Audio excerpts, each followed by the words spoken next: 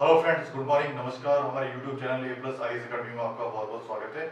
देखिए, आज हमारी जो क्लास होगी लोक प्रशासन की आई एस मेंस के हिसाब से क्लास होगी। और लोक प्रशासन की आज हमारी छठी क्लास है, यानी जो हमारा कार्मिक प्रशासन जो सब्जेक्ट चल रहा है उसकी आज छठी क्लास होने जा रही है। हम ट्रेनिंग से रिलेटेड पढ़ रहे हैं, ट्रेनिंग से रिलेटेड हमारी क्लास होगी। आज का जो हमारा टॉपिक रहेगा वो ये रहेगा, जो प्रशिक्षण की अन्य तकनीकें और पद्धतियाँ, प्रशिक्षण की क्या अन्य टेक्निक्स है और क्या सिस्टम है, उसके बारे में आज हमारी क्लास होगी। और हमारी क्लास बिंदुवार होगी, हम बिंदुवार चर्चा करेंगे, ठीक है।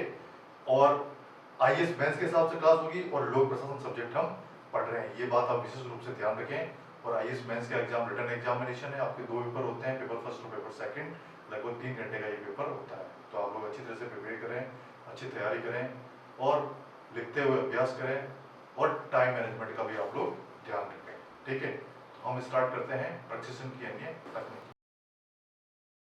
देखिए, हम स्टार्ट करने जा रहे हैं प्रशिक्षण की अन्य तकनीकें तथा पद्धतियां, मतलब ट्रेनिंग की क्या अन्य टेक्निक्स है और क्या सिस्टम है ट्रेनिंग का, उसके बारे में हम चर्चा करेंगे। 3-4 सिस्टम के बारे में, 3-4 टेक्निक्स के बारे में हम पढ़ चुके हैं।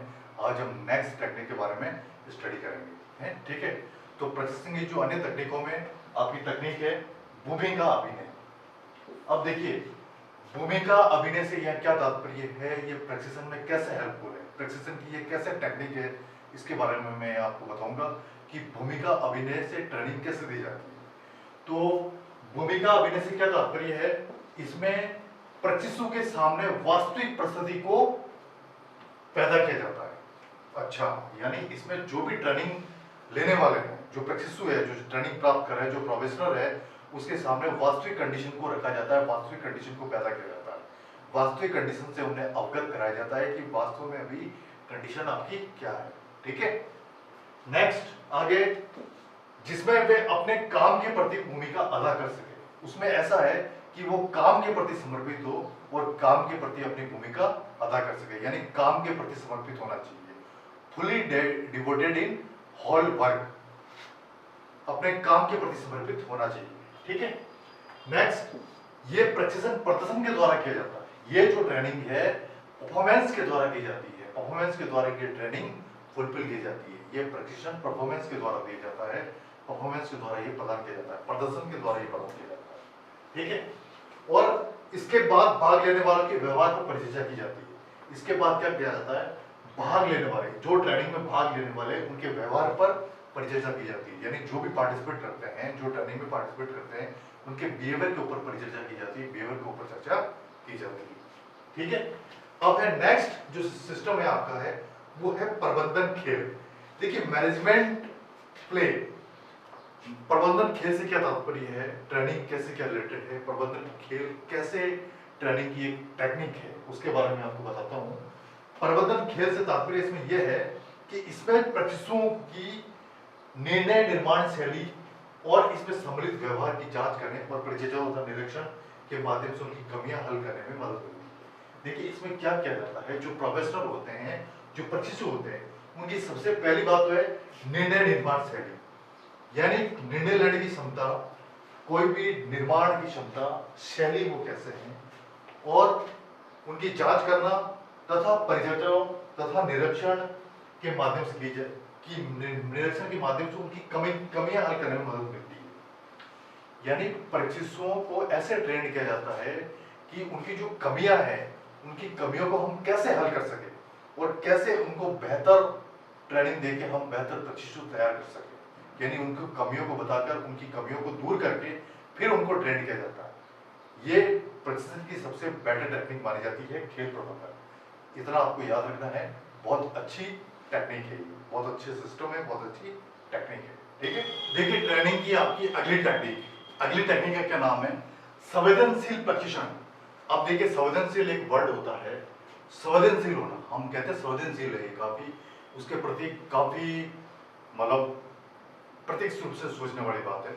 संवेदनशील का मीनिंग ये होता है। तो संवेदनशील ट्रेनिंग से क्या तात्पर्य है यहाँ पे, इससे आप समझिए। संवेदनशील प्रशिक्षण को टी ग्रुप ट्रेनिंग भी कहते हैं। इसका दूसरा नाम है टी ग्रुप ट्रेनिंग, यानी इस ट्रेनिंग का दूसरा नाम है टी ग्रुप ट्रेनिंग। इसको टी ग्रुप ट्रेनिंग के नाम से भी जाना जाता है, ठीक है। ये सबसे नवीनतम और जटिल पद्धति है।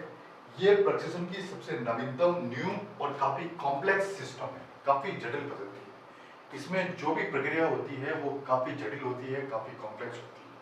ठीक है, ट्रेनिंग की प्रक्रिया बहुत ही जटिल होती है। प्रशासनिक सिद्धांत के साहित्य में कर्मचारियों की व्यक्तिगत प्रभावशीलता में सुधार करने के लिए इस पद्धति को लाया गया। देखिए, इस ट्रेनिंग या इस सिस्टम को क्यों लाया गया? प्रशासनिक सिद्धांत के साहित्य में, यानी प्रशासनिक रूप से कर्मचारियों की व्यक्तिगत प्रभावशीलता में, जो कर्मचारी काम करते हैं उनकी व्यक्तिगत प्रभावशीलता में सुधार करने के लिए इसको लाया गया। यानी व्यक्तिगत परफॉर्मेंस में सुधार करने के लिए इस सिस्टम को अपनाया गया, संवेदनशील प्रशिक्षण को। व्यक्तिगत परफॉर्मेंस कैसे? कि वो व्यक्तिगत रूप से कैसे वह काम करते हैं, उनका व्यक्तिगत क्या बिहेवियर रहता है, व्यक्तिगत क्या परफॉर्मेंस रहता है, उस कंडीशन को सुधार करने के लिए इस ट्रेनिंग की आवश्यकता महसूस की गई और इस ट्रेनिंग को लाया गया। ठीक है, इसका ध्येय है व्यवहार के अपेक्षित ढंगों के प्रति प्रशिक्षुओं की मनोवृत्तियों का अनुकूलन। ये बहुत अच्छा एक कोटेशन में एक वाक्य लिखा गया है कि व्यवहार के अपेक्षित ढंगों के प्रति प्रशिक्षुओं की मनोवृत्तियों का अनुकूलन। प्रशिक्षु जो ट्रेनिंग प्राप्त करते हैं उनकी जो मनोवृत्तियां होती है, उनकी जो मन के भाव होते हैं, वो किस तरह से ट्रेनिंग के प्रति अनुकूल है, उसको अनुकूल बनाने के लिए इसका ध्येय है, एक वाक्य है। ठीक है, अब देखिए, ये तो ट्रेनिंग की आपकी पद्धतियां है, सिस्टम है, सारे कंप्लीट हो गए। सारा सिस्टम जो है वो मैंने आपको बताया है, इनको आपको याद रखना है, अच्छी तरह से प्रिपेयर करना है। बहुत अच्छे ट्रेनिंग के सिस्टम है, ये पद्धतियां हैं। ठीक है, अब आगे नया टॉपिक है भारत की प्रमुख प्रशिक्षण एजेंसियां, यानी भारत में कौन कौन से प्रमुख ट्रेनिंग के जो एजेंसियां हैं जो ट्रेनिंग देने का काम करती है, उनके बारे में हम चर्चा करेंगे। उसमें सबसे पहला नाम आता है आपका लाल बहादुर शास्त्री प्रशासन अकेडमी। लाल बहादुर शास्त्री प्रशासन अकेडमी मसूरी। मसूरी के अंदर जो उत्तराखंड स्टेट में मसूरी नामक जगह है, वहां पर यह ट्रेनिंग इंस्टीट्यूट है और ये देश का नंबर 1 ट्रेनिंग इंस्टीट्यूट है, जिसमें IAS अधिकारियों और ऑल इंडिया लेवल के ऑफिसर्स की ट्रेनिंग होती है। इससे बड़ा कोई ट्रेनिंग इंस्टीट्यूट हमारे देश में नहीं है। बड़ा और ख्याति प्राप्त और कुशल और नंबर 1 ट्रेनिंग इंस्टीट्यूट है हमारे देश का और प्रमुख प्रशिक्षण संस्थान है। ठीक है, देखिए, मसूरी का जो ट्रेनिंग इंस्टीट्यूट है Lal Bahadur Shastri national academy of administration इसका नाम है। इस ट्रेनिंग इंस्टीट्यूट की जो स्थापना है उत्तराखंड के पर्वतीय स्थल मसूरी में सन 1959 में हुई थी। ये ईयर आपको याद रखना है, सन 1959 में इस ट्रेनिंग इंस्टीट्यूट की स्थापना हुई थी और 1972 में इसका नाम बदलकर, देखिए 1959 में इसकी स्थापना हुई और 1972 में इसका नाम बदलकर Lal Bahadur Shastri national academy of administration कर दिया गया। ये नाम जो Lal Bahadur Shastri national academy of administration ये किया गया था सन 1972 के। ठीक है, ये दोनों ईयर आपको याद रखने हैं। वर्तमान में ये कार्मिक मंत्रालय के अंतर्गत है। ये जो इंस्टीट्यूट है, ये जो ट्रेनिंग इंस्टीट्यूट है, ये कार्मिक मंत्रालय से रिलेटेड है। जो कार्मिक मंत्रालय होता है, पर्सनल एडमिनिस्ट्रेशन डिपार्टमेंट होता है सेंट्रल गवर्नमेंट का, उससे ये रिलेटेड है, उससे ये संबंध है, उसके ऊपर इसका नियंत्रण करता है। ठीक है, ये तीनों ही बातें बहुत इंपॉर्टेंट है और निम्न प्रशिक्षण पाठ्यक्रम उपलब्ध कराता है। ये जो ट्रेनिंग इंस्टीट्यूट है कौन कौन से प्रशिक्षण पाठ्यक्रम उपलब्ध करवाता है, इसकी हम विस्तृत चर्चा भी करेंगे। ठीक है, इस ट्रेनिंग इंस्टीट्यूट में कौन कौन से पाठ्यक्रम संचालित किए जाते हैं। देखिए, अखिल भारतीय सेवाएं, जो अखिल भारतीय सेवाएं हमारी IAS, IPS, IFS, जो 22-23 तरह की जो सेवाएं हैं, जो ग्रुप A की जो केंद्रीय सेवाएं हैं, केंद्रीय सेवाओं में सचिवालय सेवा के अतिरिक्त के तमाम प्रोफेशनलों को 4 महीने का मिश्रित पाठ्यक्रम, ये जो ऑल इंडिया लेवल का ऑफिसर्स है या और भी जो ऑफिसर्स है उनको 4 महीने का पाठ्यक्रम वहां उपलब्ध कराया जाता है। 4 महीने की विस्तृत ट्रेनिंग उनको दी जाती है, 4 महीने की गहन ट्रेनिंग दी जाती है। ठीक है, IAS हमारे देश की सबसे बड़ी सरकारी सेवा है, इससे आप जानते हैं, जितना से मैं पहले बता चुका हूं। IAS प्रोफेशनलों को व्यावसायिक प्रशिक्षण 2 चरणों में, और इसमें जो IAS प्रोफेशनल होते हैं उनको जो व्यावसायिक प्रशिक्षण दिया जाता है वहां पर 2 चरणों में दिया जाता है। 2 चरणों में बांटकर उनको ट्रेनिंग दी जाती है स्पेशली। ठीक है, 2 चरणों वो आप मान लीजिए 2-2 महीने के चरण हो सकते हैं, 3-3 महीने के हो सकते हैं, 4-4 महीने के हो सकते हैं, लेकिन इनको इन चरणों में ट्रेनिंग दी जाती है और विशेष रूप से यहाँ IAS अफसरों की ही ट्रेनिंग होती है। ठीक है, देखिए इसमें आगे और क्या बताया गया आपके, हम जो अखिल भारतीय सेवाएं हैं उनके बारे में चर्चा कर रहे थे। अखिल भारतीय और केंद्रीय सेवा ग्रुप A के सभी अधिकारियों के लिए सेवाकालीन प्रशिक्षण पाठ्यक्रम उपलब्ध कराना, जो 2 प्रकार का होता है। देखिए, इस ट्रेनिंग इंस्टीट्यूट का क्या काम होता है, जो ऑल इंडिया लेवल के जो ऑफिसर्स है या ग्रुप ए के जो केंद्र सेवा के अधिकारी हैं उनके लिए, सभी अधिकारियों के लिए सेवाकालीन प्रशिक्षण पाठ्यक्रम उपलब्ध कराने का काम इस इंस्टीट्यूट का होता है, जो मेनली दो प्रकार का होता है। ये बात आपको याद रखनी है, कितने प्रकार का होता है? दो प्रकार का होता है। जिसमें सबसे पहला प्रकार है आपका, इसमें 11 से 16 वर्ष के सेवाकाल वाले अधिकारियों के लिए 4 सप्ताह का प्रबंधन विकास कार्यक्रम उपलब्ध कराना। देखिए इसमें कौन सी ट्रेनिंग होती है, ये कंडीशन दी हुई है, इस कंडीशन को आपको याद रखना है। जो 11 से 16 वर्ष के बीच, यानी 11 से 16 साल उनको काम करते हुए जिनको हो गया, जिन अधिकारियों को, उनको लिए 4 सप्ताह का ट्रेनिंग प्रोग्राम है। सबसे पहली बात तो 4 सप्ताह का प्रबंधन विकास कार्यक्रम है। इस ट्रेनिंग का नाम है प्रबंधन विकास कार्यक्रम। ये ट्रेनिंग ये इंस्टीट्यूट उपलब्ध करवाता है। दूसरा प्रकार, ये 6 से 10 वर्ष के सेवाकाल, जिनको काम करते हुए 6 से 10 साल हो गए हैं, उनके सेवाकाल वाले अधिकारियों के लिए 6 सप्ताह की ट्रेनिंग उपलब्ध करवाता है, यानी 6 सप्ताह की अवधि का कार्यकारी विकास कार्यक्रम। इसमें दो कंडीशन दी गई है, 4 और 6 सप्ताह वाली। इस कंडीशन को आपको याद रखना है, ये कंडीशन बहुत ही इंपॉर्टेंट है, ठीक है। और दूसरी, वरिष्ठ अधिकारियों के लिए 1 सप्ताह से 1 माह की अवधि तक के लिए संक्षिप्त पाठ्यक्रम संपन्न करना। जो वरिष्ठ अधिकारी होते हैं, जो सीनियर अधिकारी होते हैं, उनके लिए 1 सप्ताह से 1 माह की ट्रेनिंग उपलब्ध कराने का काम भी ये इंस्टीट्यूट करता है। ये बहुत ही संक्षिप्त और शॉर्ट पाठ्यक्रम होता है, 1 सप्ताह और 1 महीने का। ये इस ट्रेनिंग इंस्टीट्यूट का काम है। ये पाठ्यक्रम ये उपलब्ध करवाता है, स्पेशली ऑल इंडिया लेवल के ऑफिसर्स, IAS ऑफिसर्स और ग्रुप ए सेवा के जो अधिकारी होते हैं, उनके लिए ट्रेनिंग की ये व्यवस्था है। नेक्स्ट, आगे जो इंस्टीट्यूट है, जो ट्रेनिंग इंस्टीट्यूट है अगला नेक्स्ट, उसका नाम है राष्ट्रीय पुलिस एकेडमी हैदराबाद। अब देखिए, राष्ट्रीय पुलिस एकेडमी हैदराबाद, इसमें क्या बताया गया है? केंद्रीय पुलिस प्रशिक्षण कॉलेज की स्थापना वर्ष 1948 में राजस्थान माउंट आबू में हुई थी। देखिए, इससे रिलेटेड बात है, ये नाम तो बाद में आएगा, राष्ट्रीय पुलिस एकेडमी हैदराबाद। उससे पहले इसका नाम था केंद्रीय पुलिस प्रशिक्षण कॉलेज, जिसकी स्थापना हमारे राजस्थान में हुई थी और माउंट आबू में हुई थी, जो माउंट आबू वर्तमान में सिरोही डिस्ट्रिक्ट में है, ठीक है। वहां पर इस कॉलेज की स्थापना हुई थी। बाद में ये नाम कैसे इसका पड़ा, कैसे इस नाम में ये आया, ये मैं आपको आगे बताऊंगा, ठीक है। अब देखिए, इसमें आगे समझिए, इसमें क्या बताया गया है। आपातकाल के समय, आपातकाल का मतलब इमरजेंसी, सन 1975-77 में हमारे देश में आपातकाल व्यवस्था लागू हुई थी। उस समय हमारे देश की प्राइम मिनिस्टर थी श्रीमती इंदिरा गांधी। उस समय आपातकाल की कंडीशन लागू हुई थी। तो उस समय क्या हुआ था कि इसको हैदराबाद स्थानांतरित कर दिया। ये जो पुलिस एकेडमी थी ना, माउंट आबू में स्थापित हुई थी, उसको हैदराबाद स्थानांतरित कर दिया गया। और जो कोहली कमेटी थी, उस समय कोहली कमेटी का निर्माण, कोहली कमेटी थी 1966 में। 1966 में कोहली कमेटी स्थापित हुई थी और उस कमेटी की सिफारिश पर इसका नाम बदलकर सरदार वल्लभ भाई पटेल राष्ट्रीय पुलिस एकेडमी कर दिया गया। आज इसका नाम सरदार वल्लभ भाई पटेल राष्ट्रीय पुलिस एकेडमी के नाम से ये फेमस है, प्रसिद्ध है। ये भी देश का नंबर 2 इंस्टीट्यूट है, मतलब 2 नंबर ट्रेनिंग इंस्टीट्यूट है, जहां IPS अधिकारियों को ट्रेनिंग दी जाती है, और ये हैदराबाद में स्थित है। ये कौन कौन से प्रशिक्षण पाठ्यक्रम उपलब्ध करवाता है, इसके बारे में हम इससे चर्चा करेंगे, ठीक है। ये कौन कौन सी ट्रेनिंग देता है। IPS प्रोफेशनल जो होते हैं, इंडियन पुलिस सर्विस के जो अधिकारी होते हैं, उनके लिए व्यवसायिक प्रशिक्षण की उपलब्ध करवाता है। ये इंस्टीट्यूट इंडियन पुलिस सर्विस के अधिकारी, जो भारतीय पुलिस सेवा के जो अधिकारी होते हैं, प्रोफेशनल होते हैं, उनके लिए व्यवसायिक प्रशिक्षण की उपलब्ध करवाता है। और जो सीनियर IPS अधिकारी होते हैं, उनके लिए ये रिफ्रेशर पाठ्यक्रम चलाता है। जो सीनियर IPS अधिकारी होते हैं ना, उनके लिए एक रिफ्रेशर पाठ्यक्रम भी उपलब्ध करवाता है। और ये जो एकेडमी है, ये सरदार वल्लभ भाई पटेल पुलिस एकेडमी, ये गृह मंत्रालय के नियंत्रण में आती है। इसके ऊपर सारा नियंत्रण रहता है स्टेट होम मिनिस्ट्री का, नहीं सॉरी, सेंट्रल होम मिनिस्ट्री का, जो केंद्रीय गृह मंत्रालय है, उसका इस पर नियंत्रण करता है। और जो राज्य सेवा के जो पुलिस अधिकारी होते हैं, जब वो IPS में पदोन्नत हो जाते हैं, तो उनके लिए भी प्रशिक्षण की व्यवस्था ये इंस्टीट्यूट करता है। जैसे हमारा देश है, हमारे देश में 28 स्टेट है अभी, तो 28 स्टेटों के जो अधिकारी होते हैं, पुलिस अधिकारी, जैसे राजस्थान की बात करें तो राजस्थान का बड़ा पुलिस अधिकारी होता है RPS, राजस्थान पुलिस सर्विस का अधिकारी होता है। वो जब IPS में पदोन्नत हो जाता है, तो उसके लिए भी ट्रेनिंग की व्यवस्था ये करता है। उसी राजस्थान के स्टेट के अलावा 27 और स्टेट है, वहाँ से जो अधिकारी आते हैं, स्टेट लेवल के पुलिस ऑफिसर्स, वो जो IPS में प्रमोट हो जाते हैं, तो उनके लिए ये प्रशिक्षण की व्यवस्था ये इंस्टीट्यूट करता है, ठीक है। अब देखिए, ये सरदार वल्लभ भाई पटेल पुलिस एकेडमी जो हैदराबाद वाली है, उस ट्रेनिंग इंस्टीट्यूट के बारे में और क्या बताया गया है, ये और किन किन को ट्रेनिंग देता है ये इंस्टीट्यूट।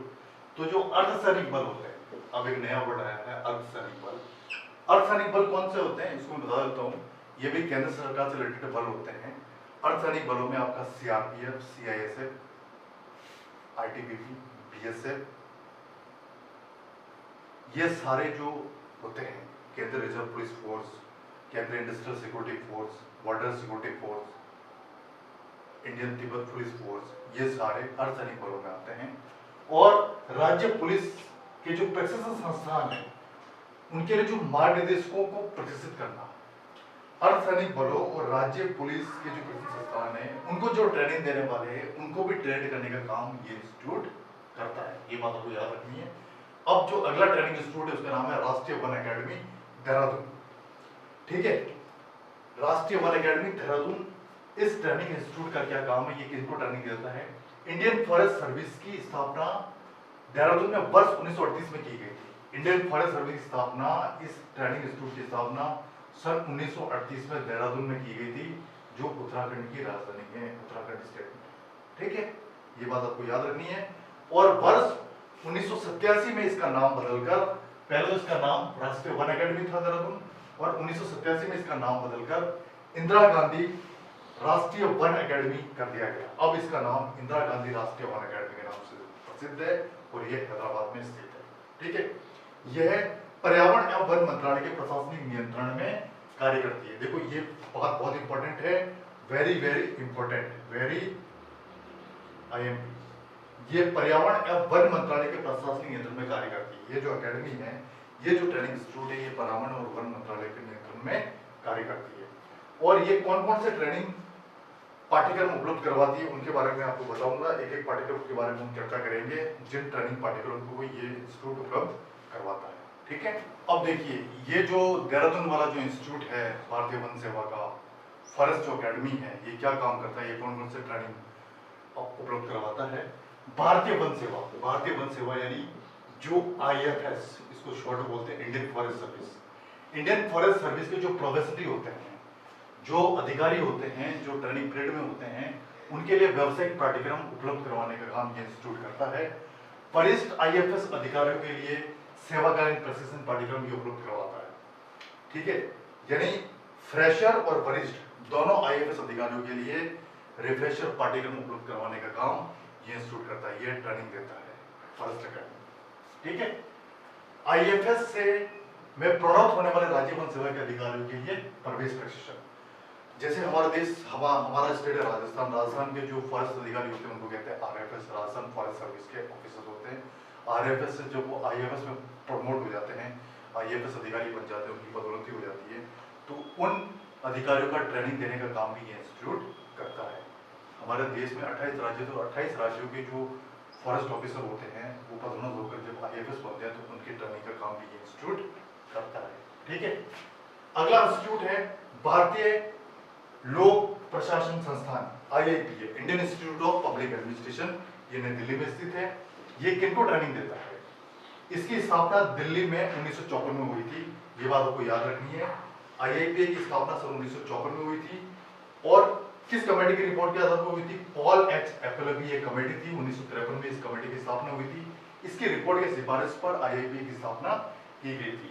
और इसके क्या क्या कार्य हैं, इनके बारे में हम चर्चा करेंगे। ये कौन कौन से काम उपलब्ध करवाता है, ये किन किन को ट्रेनिंग देता है। केंद्र सरकार द्वारा, केंद्र सरकार और राज्य सरकार और सार्वजनिक उपक्रम के अधिकारियों के लिए रिफ्रेशर आयोजित करना।